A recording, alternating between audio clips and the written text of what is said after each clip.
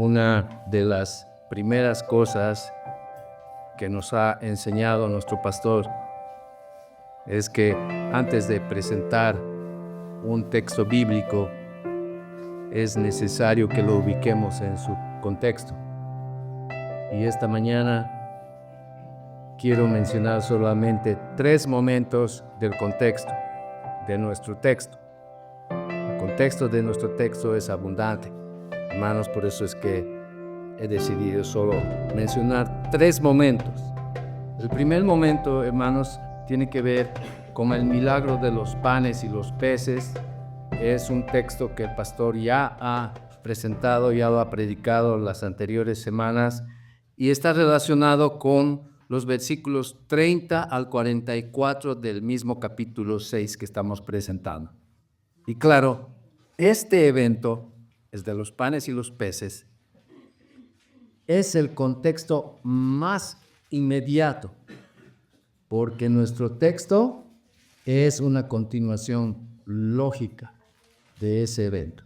No vamos a repetir el sermón del pastor, hermanos, solo quiero recordarles algunos momentos importantes de ese evento. Por ejemplo, en el versículo 34, Marcos nos relata que Jesús tuvo compasión de la multitud porque parecían ovejas sin pastor. Y debemos aclarar que esa compasión que tuvo Jesús por la multitud no estaba relacionada con sus necesidades físicas y menos con sus necesidades de comida. Para nada, hermanos. Jesús se apiadó de ellos porque se movían y actuaban como ovejas sin pastor, es decir, como ovejas expuestas, desnudas a todo tipo de falsas enseñanzas y todo viento de engaños propios de filosofías humanas. Es por eso, hermanos, que en el relato de Marcos, en el versículo 34 que acabamos de mencionar, el versículo termina diciendo que Jesús comenzó a enseñarles muchas cosas. Y lo que esta frase está diciendo es que Jesús manifestó su compasión a esta multitud enseñándoles muchas cosas. Ahora podemos inferir con certeza que entre esas muchas cosas Jesús les predicó las buenas noticias de salvación, el Evangelio. El pastor lo puso así. Él dijo, o cerró su última presentación haciendo énfasis en esto. Él dijo, el milagro de la multiplicación de los panes y peces no fue tan grande. El verdadero milagro fue la presentación de Jesús como el verdadero pan de vida. Y el verdadero pan de vida que esta multitud necesitaba desesperadamente estaba delante de ellos y ellos no les reconocieron ni les recibieron. El segundo momento del contexto, hermanos, es el momento en que Jesús envía a los discípulos de 2 en 2. Este momento tiene que ver con el texto que vamos a presentar en muchos aspectos, pero es necesario aclarar, hermanos, que si bien los discípulos fueron empoderados en este envío de 2 en 2, fueron empoderados para hacer sanaciones y expulsar demonios, su misión principal era predicar el Evangelio del reino. Es decir, que el tiempo se había cumplido y que el reino de Dios se había acercado en Jesús. Finalmente, hermanos, el tercer momento de contexto es lo que se conoce como el contexto histórico redentor. También es conocido como el macrocontexto, la metanarrativa. Les pido, hermanos, que no se dejen intimidar por los nombres teológicos que a veces usamos. A lo que se refiere este momento de contexto es simplemente a la llegada de Jesús. No sé si ustedes están leyendo los devocionales. En 2 Samuel leemos el capítulo y luego los pastores tratan de ubicar esa historia, esa narrativa, en el contexto histórico redentor que es en Jesús. De eso se trata. En este caso, hermanos, estamos hablando de la aparición de Jesús en Galilea y cómo este evento marca la inauguración de lo que también se llama el tiempo del cumplimiento. Hermanos, a veces nosotros que vivimos a este lado de la cruz, está claro para todos, a este lado de la cruz, estamos viendo la cruz al frente nuestro, y a este lado de la cruz, después de la llegada de Cristo, no valoramos lo suficiente este momento de la historia de la redención. A veces lo tomamos como algo normal, pero la llegada de Jesús fue el momento más glorioso de toda la historia de la redención, por eso lo menciono como un momento de contexto. Hermanos, hemos hablado mucho en algunos discipulados que toda la revelación bíblica desde Génesis hasta Apocalipsis apunta, señala y converge en este glorioso momento. Y ahora vemos a Jesús caminando por las calles, por los caminos de Galilea, y nos parece algo normal. Es el cumplimiento de toda la revelación bíblica, hermanos. Les pido que lo mantengamos como algo importante. Aquí le tengo dicho como una tela de fondo a todo lo que Marcos nos va a relatar sobre Jesús. Bien, hermanos, nos corresponde presentar nuestro texto. Estamos hablando de los versículos 45 al 52.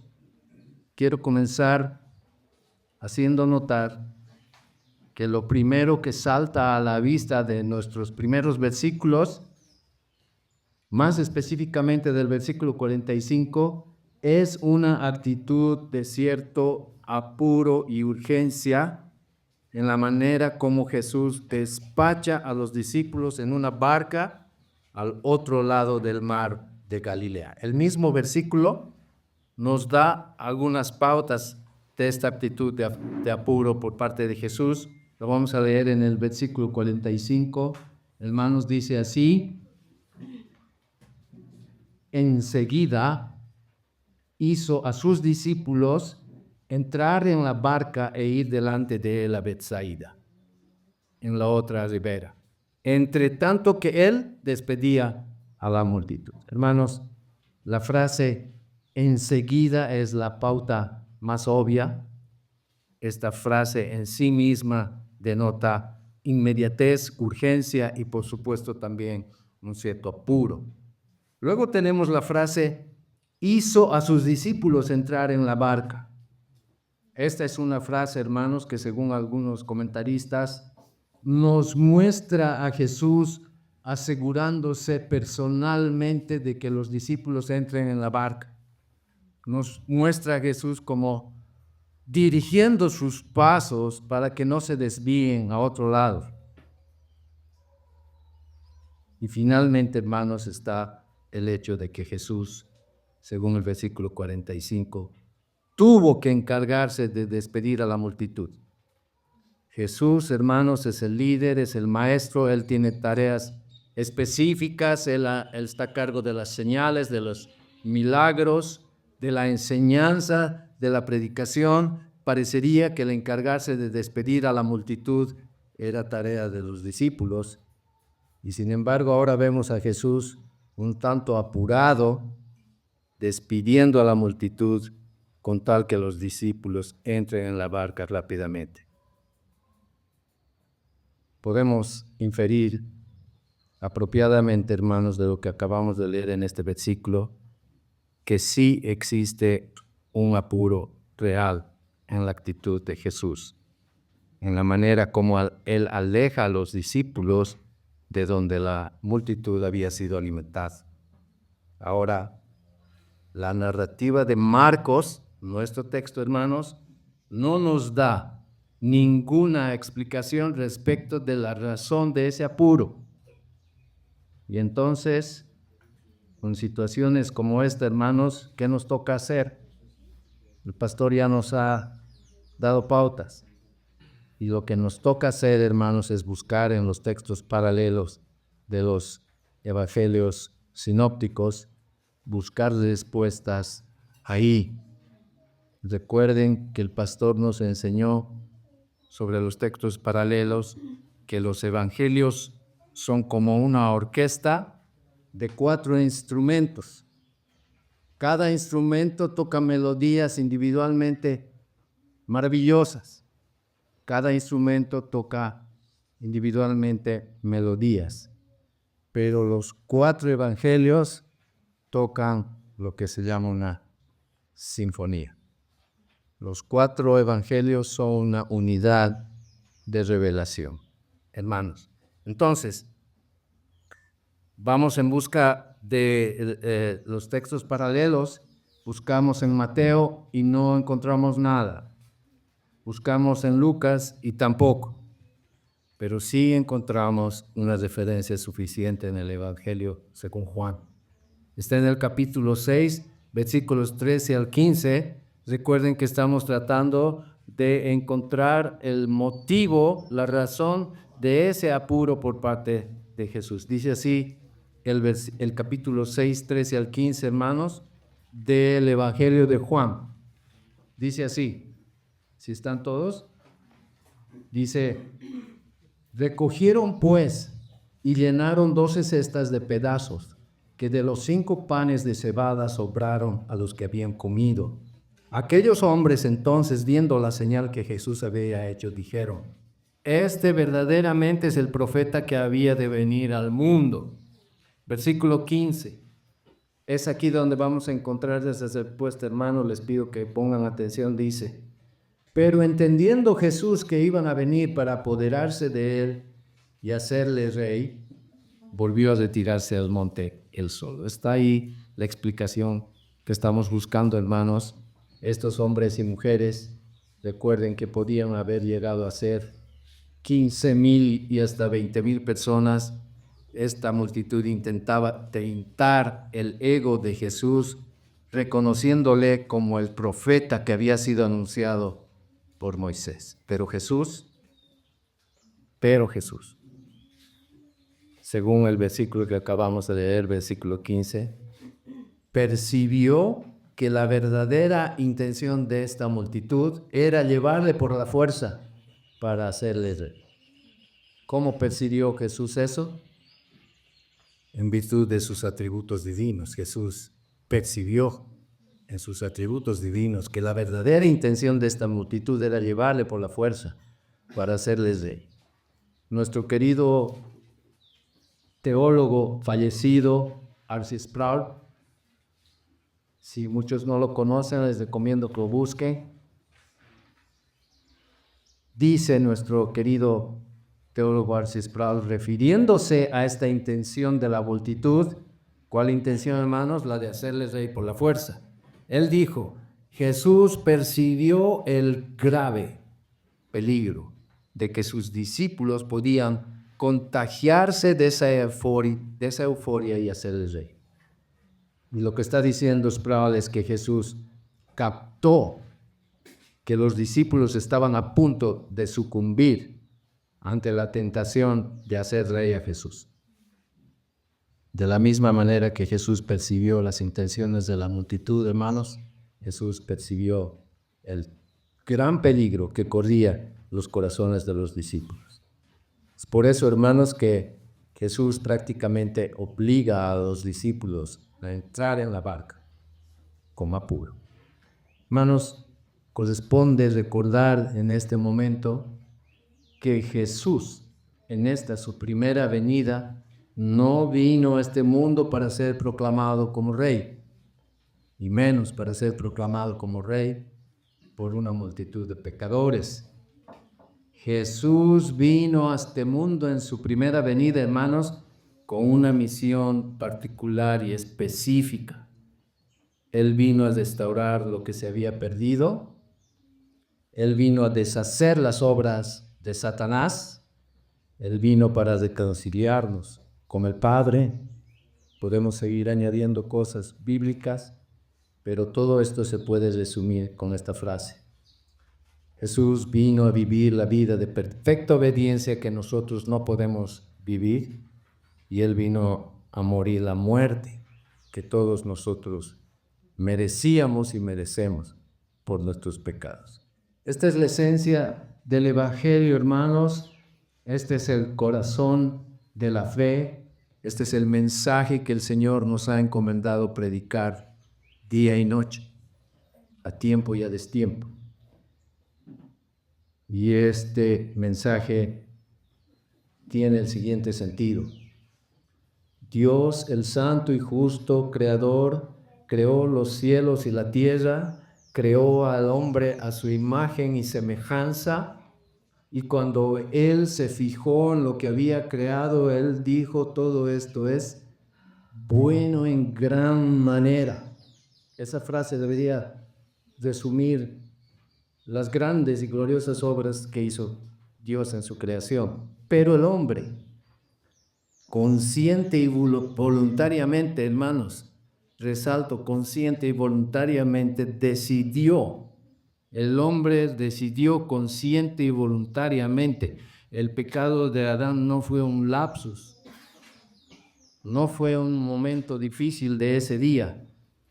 El hombre decidió rebelarse consciente y voluntariamente contra la autoridad de Dios para ser su propio rey.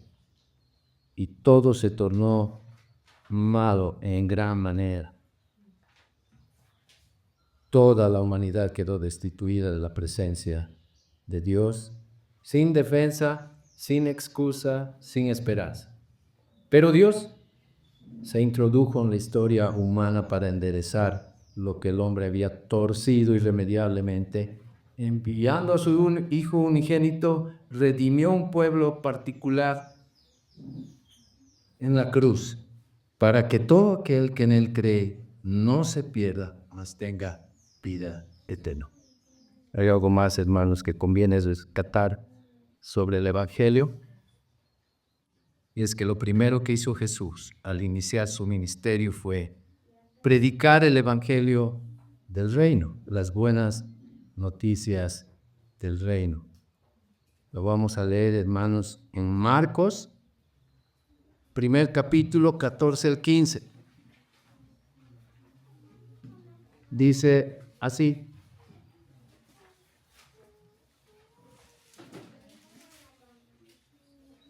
después que Juan fue encarcelado, Jesús vino a Galilea predicando el Evangelio del reino de Dios. Estamos hablando de lo primero que hizo Jesús al iniciar su ministerio.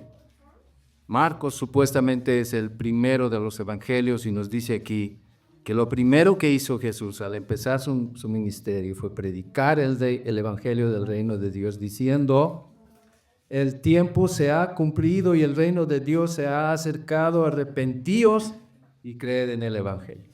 Hermanos, este es uno de los versículos más gloriosos de toda la revelación bíblica, y lo es porque da testimonio del momento del cumplimiento de la promesa. En términos pactuales, podríamos decir que este momento da testimonio de la inauguración del nuevo pacto. Que este momento da testimonio también de la inauguración de los últimos tiempos. Hermanos, este es el comienzo de la doctrina de escatología. Y encontramos un versículo que nos habla con toda claridad sobre esto. Está en Gálatas 4:4. Vamos a leerlo, hermanos. Gálatas capítulo 4, versículo 4. Dice así: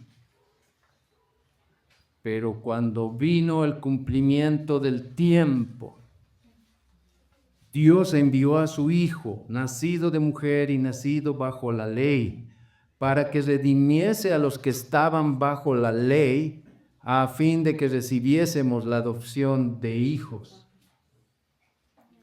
Y por cuanto sois hijos, Dios envió a vuestros corazones el espíritu de su Hijo, el cual clama: Abba, Padre.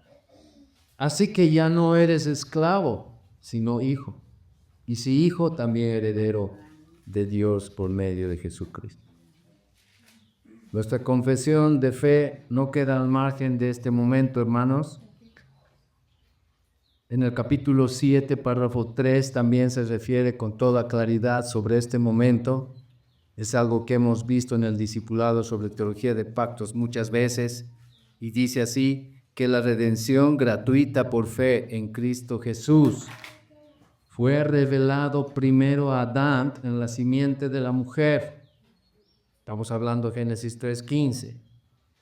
Y luego, después de la revelación a Adán en la simiente de la mujer, dice, luego, mediante pasos adicionales, hasta su plena revelación en la persona y obra de Cristo. Claro, hermanos, lo curioso, lo insólito de esta gloriosa revelación es que aquellos que estaban anhelando y clamando a Dios por la llegada de este momento de cumplimiento, no les recibieron. Su Mesías anhelado estaba delante de ellos, predicando que el tiempo se había cumplido, que ya no había que esperar más. Y digo que es insólito, hermanos, porque entre la revelación de Malaquías y el primer libro de los Evangelios en Mateo, transcurrieron 400 años en los que Dios estuvo en silencio, no hubo una revelación nueva para los israelitas. Y es en estos 400 años que ellos aprendieron a clamar a Dios, a pedir, ¿por qué te has olvidado, Señor, de nosotros? Tú prometiste un rey fiel. ¿Dónde está tu Mesías? Y él estaba delante de ellos. Él estaba hablando de que se había cumplido el tiempo, había que alegrarse, ya no había que esperar más, pero ellos solo veían en Jesús al hijo del carpintero. Cristo predicaba sobre un reino universal futuro, pero la multitud escuchaba que el reino terrenal de Israel iba a ser restaurado. Él hablaba con claridad sobre un reino que requería previamente el sufrimiento y muerte de su rey, pero ellos no tenían oídos ni un corazón dispuesto para entender que su mayor necesidad era recibir a Cristo como su Salvador y no como su rey terrenal. Es por eso que más adelante en Juan capítulo 6, 26, Jesús los va a reprender con mucha autoridad. Les invito a que pasemos a Juan 6, 26, donde dice, de cierto os digo que me buscáis no porque habéis visto las señales, sino porque comisteis el pan y os saciasteis. Hermanos, hasta aquí hemos tratado de hacer entender por qué Jesús apuró la salida de sus discípulos al otro lado del mar de Galilea. Jesús estaba cuidando el corazón de sus discípulos y estaba capacitándolos para el momento en que los enviaría como apóstoles. Pero este cuidado de sus discípulos no se limitó solamente a enviarlos lejos de la tentación. Nuestro texto dice que Jesús hizo algo más, algo que complementa y da sentido salvífico a sus acciones de apuro. Lo vemos en el siguiente versículo, hermanos, es el versículo 46. Dice así, y después que los hubo despedido, se fue al monte a orar. Hermanos, no es la primera vez que la revelación bíblica nos muestra a Jesús orando. Algunos de los momentos conocidos en los que Jesús ora, lo vemos cuando escoge a sus discípulos. La oración de intercesión en el libro de Juan que hizo antes de ser entregado por Judas, y por supuesto está la oración en Getsemaní.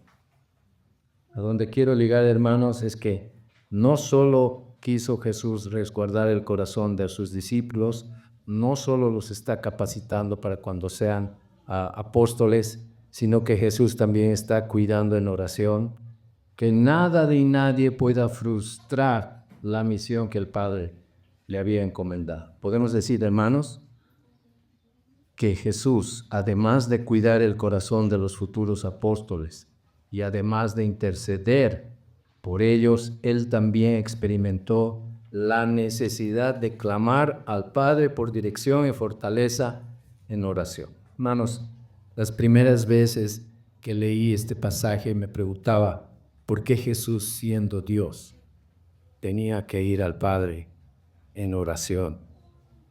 Y la respuesta a esta pregunta tiene que ver con el hecho, hermanos, que debemos tener muy en cuenta, es que Jesús en su naturaleza humana, podía ser tentado y fue tentado muchas veces. No solo en el desierto, hermanos, porque a veces pensamos que la tentación de Jesús se limitó al evento del desierto. Jesús fue tentado en todo su ministerio hasta el mismo día en que fue a la cruz. Este episodio de la multitud queriendo hacerle rey era un momento de tentación, no solo para sus discípulos, sino para él. Es por eso que Jesús decide alejarse al monte a orar. Es un momento de tentación a Jesús el hombre. Y Jesús el hombre recurre al Padre en oración, buscando consuelo y fortaleza. Hermanos, la Biblia nos revela en muchos lugares que Jesús en su naturaleza fue tentado en todo lo que nosotros fuimos y somos tentados. La diferencia entre Él y nosotros es que Él triunfó sobre el pecado y pasó estos momentos sin pecar. Lo leemos y vemos en Hebreos 4:15, es un versículo que debería sonar como una sinfonía para nosotros. Hermanos, dice así en Hebreos capítulo 4, versículo 15, dice: porque no tenemos un sumo sacerdote que no pueda compadecerse de nuestras debilidades, sino uno que fue tentado en todo según nuestra semejanza, pero sin pecado. Y luego nos da una esperanza, un consuelo mayor. Dice: acerquémonos pues confiadamente al trono de la gracia, para alcanzar misericordia y hallar gracia para el oportuno socorro. Hermanos, les pregunto, ¿cómo está tu vida de oración? Debo decir, ¿cómo está nuestra vida de oración en momentos de tormentas y vientos contrarios? ¿Estás corriendo en pos de la presencia y dirección de Dios en oración? Hace unas semanas el pastor predicó sobre cómo podemos saber el plan de Dios para nuestras vidas. Él dijo: ¿quieres saber cuál es el plan de Dios para tu vida? Ora. Busca la palabra de Dios, busca consejo entre tus autoridades, pero ora. Y ora, él dijo, no solo para agradecer los alimentos 3 veces al día, sino todo el tiempo. Y hermanos, si te cuesta orar todo el tiempo, si te cuesta unirte a la iglesia en los días de oración, debo decirte que estás con un corazón distanciado de los propósitos de Dios. Como dijo el pastor al final, la oración es una manifestación de humildad y sujeción. Es un reconocimiento de que somos suyos y que sin Él nada podemos hacer. Hay mucho más para decir, hermanos, sobre la vida de oración de Jesús. Para terminar, quisiera solo presentarles uno de los momentos más sorprendentes sobre cómo Jesús fue tentado. Está en Marcos 14, 32, 42. Es el evento que todos conocen como la oración en Getsemaní. Dice así. Vamos a leerlo. No vamos a leer todos los versículos, pero sí las partes importantes. Dice así: vinieron pues a un lugar que se llama Getsemaní, y dijo a sus discípulos: sentaos aquí entre tanto que yo oro. y tomó consigo a Pedro, a Jacobo y a Juan, y comenzó a entristecerse y a angustiarse, y les dijo: mi alma está muy triste hasta la muerte. Quedaos aquí, velad. Y les dijo, yéndose un poco adelante, se postró en tierra y oró que si fuese posible pasase de él aquella hora. Y decía: Abba, Padre, todas las cosas son posibles para ti. Aparta de mí esta copa, mas no lo que yo quiero, sino lo que tú. Y en el versículo 39 nos hace recuerdo que otra vez oró diciendo las mismas palabras. 2 veces oró esta oración de clamor a Jesús.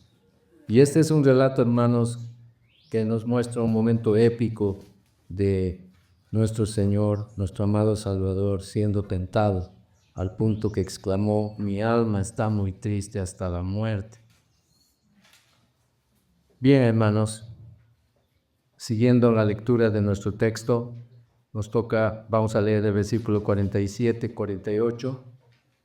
Dice así: y al venir la noche, la barca estaba en medio del mar, y él solo en tierra. Y viéndoles remar con gran fatiga, porque el viento les era contrario, cerca de la 4ª vigilia de la noche, vino a ellos andando sobre el mar y quería adelantárseles. Una vez más, hermanos, vemos a los discípulos que están en gran fatiga porque los vientos les eran contrarios. Y les pregunto, hermanos, ¿no habíamos visto a los discípulos en gran fatiga en uno de los capítulos anteriores mientras Jesús dormía en la barca? Fue un momento en el que Jesús los reprendió llamándoles hombres de poca fe. Y ahora se les acerca andando sobre el mar, y dice nuestro texto que Jesús quería adelantárseles.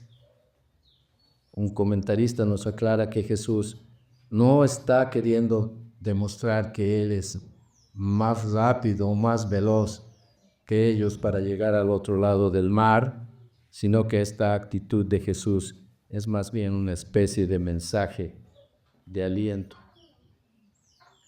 Les está diciendo a los discípulos: ustedes pueden lidiar con estos vientos contrarios.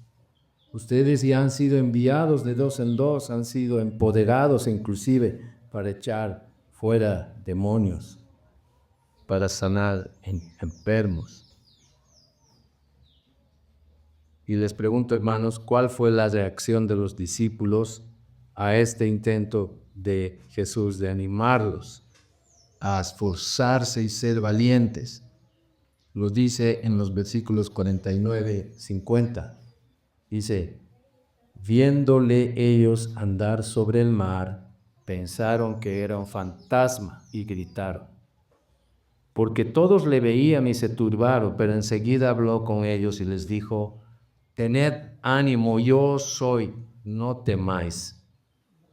Hermanos, este es uno de los momentos culminantes de nuestro párrafo. Cristo vino a ellos cargado de consolación y aliento. Está cerca de ellos y con una voz llena de amor y ternura, como siempre habla nuestro Señor, les dice: tened ánimo, yo soy, no temáis. Hermanos, Jesús vino a los discípulos de la misma manera como siempre viene a nosotros en nuestros tiempos de tormentas y vientos contrarios. Él siempre está cerca nuestro, alentándonos a que seamos fuertes y valientes. Él siempre está cerca nuestro, recordándonos que somos suyos, que hemos sido adoptados como hijos, que ya hemos sido justificados y declarados justos, que el acta de deudas, que el acta de nuestros pecados con la justicia de Dios que nos era contrario, ya ha sido pagado por Él. La palabra de Dios dice que ha sido colgado en la cruz, clavado en la cruz. Hermanos, uno de los primeros versículos que memoricé sobre el pronto socorro que encontramos en Jesús está en Isaías 40:10. Lo vamos a leer, hermanos, no es necesario que lo busquen. Dice así: no temas, porque yo estoy contigo. No desmayes, porque yo soy tu Dios que te esfuerzo. Siempre te ayudaré, siempre te sustentaré con la diestra de nuestra justicia. Perdón, con la diestra de mi justicia. Regresando a nuestro texto, hermano, tenemos que decir que esa noche que Jesús llegó a los discípulos andando sobre el mar, era una noche muy oscura. Los discípulos estaban fatigados. Una travesía que no debería haber durado más de 2 o 3 horas en cruzar el mar de esta orilla a la orilla del frente, se convirtió en un viaje de cerca de 12 horas que los discípulos tuvieron que lidiar con fuertes vientos que les eran contrarios. Así que están extremadamente cansados y como consecuencia tienen su mirada puesta en su aflicción inmediata. Como muchos de nosotros, como todos nosotros tal vez. Y de pronto, hermanos, ellos ven a su Señor y Salvador viniendo en pos de ellos para ayudarles. Y lo confunden con un fantasma.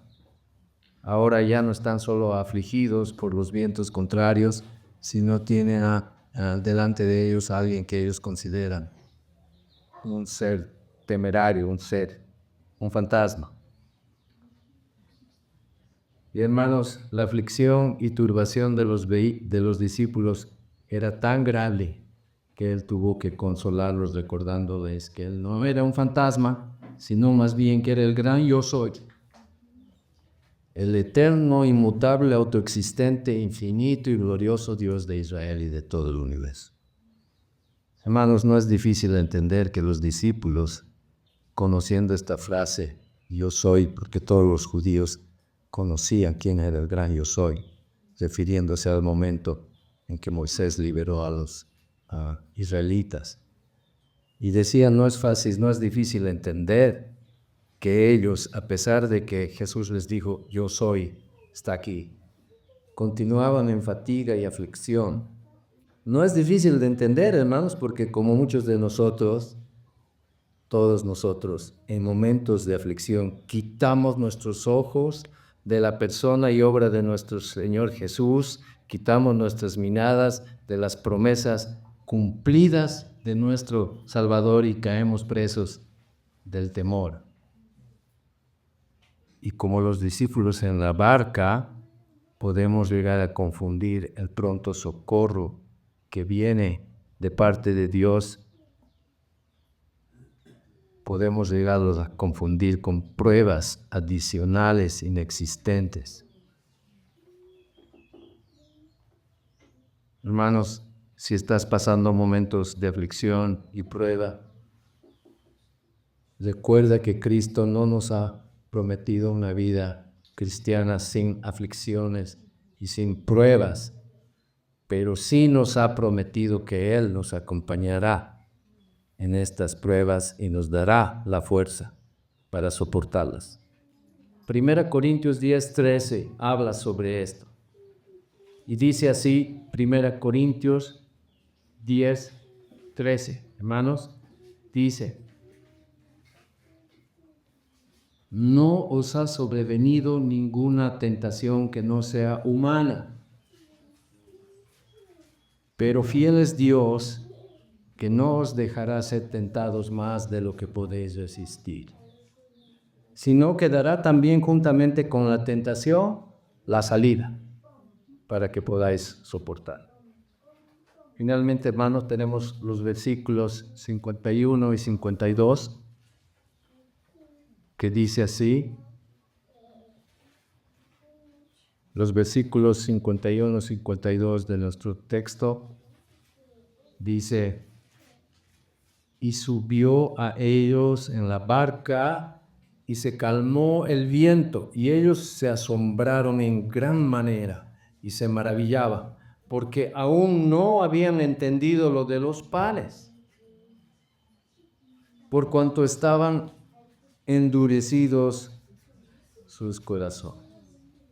El reclamo de Marcos en estos versículos, hermanos, es que sus discípulos se asombraron y maravillaron de la misma manera terrenal e impía como se asombraron los de la multitud en el momento del milagro de los panes. Los discípulos habían caminado con Jesús desde el principio de su ministerio. Ellos habían sido testigos de multitud de maravillas, de señales y milagros. Y no solo eso, hermanos, esto es importante, ellos también habían recibido enseñanzas que ningún otro grupo, ninguna otra persona había recibido. Ellos habían recibido enseñanzas que ningún otro grupo había recibido. Recordemos que cuando Jesús enseñó la parábola del sembrador, en Marcos 4, Jesús les hizo una revelación. Y esto debería haber sido para alegrar sus corazones y llevarlos a tratar de entender quién era su maestro. En Marcos 4:11, hermanos, les pido que lo busquen. Marcos 4:11, en el momento de la parábola del sembrador, al final de la parábola en realidad,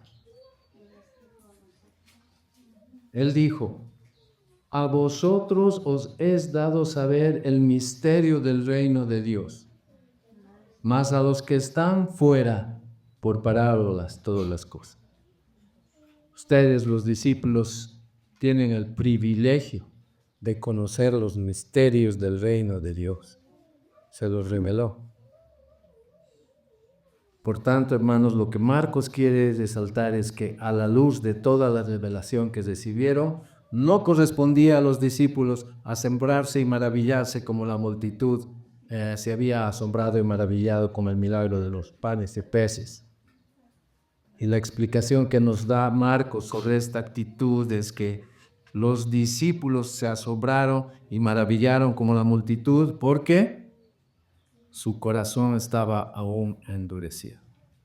Bueno, hay mucho para decir sobre esta referencia a un corazón aún endurecido de los discípulos, pero podemos decir como conclusión que a consecuencia de la caída, los discípulos y todos nosotros, hermanos, nacemos con un corazón endurecido a los propósitos de Dios. En muchos lugares del Antiguo Testamento se refiere a este corazón endurecido como una dura cerviz, refiriéndose a los bueyes que no querían recibir el aparato que los unía, el yugo, les ponía y ellos no se movían, no se dejaban llevar, tenían una dura cerviz, un corazón duro a los propósitos de Dios. Tanto es así, hermanos, que todos nosotros en realidad nacemos muertos a nuestros delitos y pecados, dura cerviz, corazón endurecido, sin defensa nuevamente, sin excusa, sin esperanza y sin ningún deseo de reconciliarnos con Dios. Esa era nuestra situación. Así de duro teníamos el corazón. Pero Dios, en su infinita bondad, misericordia y gracia, por el puro afecto de su voluntad, nos ha regenerado, nos ha dado nueva vida, nos ha adoptado como hijos y para capacitarnos y habilitarnos en esta nueva vida nos ha dado un nuevo corazón. Ezequiel 36:26, deberíamos guardar este versículo en lo más profundo de nuestro corazón. Entre los versículos que deberíamos memorizar, debería estar hermanos, Ezequiel 36:26. Es una promesa del nuevo pacto. Sam Waldron, un teólogo bautista reformado, dice que este es como decir, la carta magna de la iglesia del nuevo pacto. Dice así: os daré corazón nuevo y pondré espíritu nuevo dentro de vosotros, y quitaré de vuestra carne el corazón de piedra, y os daré un corazón de carne, y pondré dentro de vosotros mi espíritu, y haré que andéis en mis estatutos, y guardéis mis preceptos y los pongáis por obra.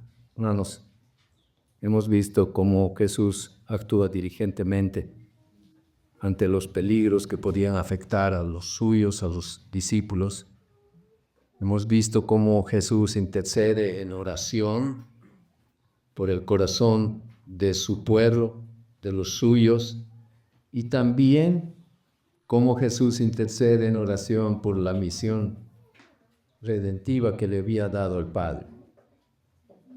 Hemos visto también, hermanos, cómo Jesús consoló a sus discípulos de la misma manera fiel que Él siempre viene a nosotros en medio de nuestras tormentas y vientos contrarios. También hemos visto, hermanos, cómo Jesús reprende a sus discípulos por ser tardos y débiles para luchar contra su corazón endurecido. Finalmente hemos visto, hermanos, cómo Dios pasa por alto nuestras debilidades, nuestra incredulidad, y Él mismo provee un nuevo corazón de carne para los que le aman y promete el don del Espíritu Santo como las arras de nuestra redención. Y hermanos, la única respuesta posible a estas gloriosas promesas cumplidas en la vida y muerte de nuestro Señor Jesús es la de glorificar a Dios por la persona y obra de Jesús. Así que así termino esta presentación, hermanos, no con palabras explicativas, sino con una de las doxologías más conocidas que nos ofrece la Biblia. Doxologías son nada más que textos de alabanza al Señor. Dice así en Romanos 33, 36. Dice así: oh profundidad de las riquezas de la sabiduría y de la ciencia de Dios, cuán insondables son sus juicios e inescrutables sus caminos, porque ¿quién entendió la mente del Señor? ¿O quién fue su consejero? ¿O quién le dio a él primero para que le fuese recompensado? Porque de él y por él y para él son todas las cosas. A él sea la gloria por los siglos. Amén.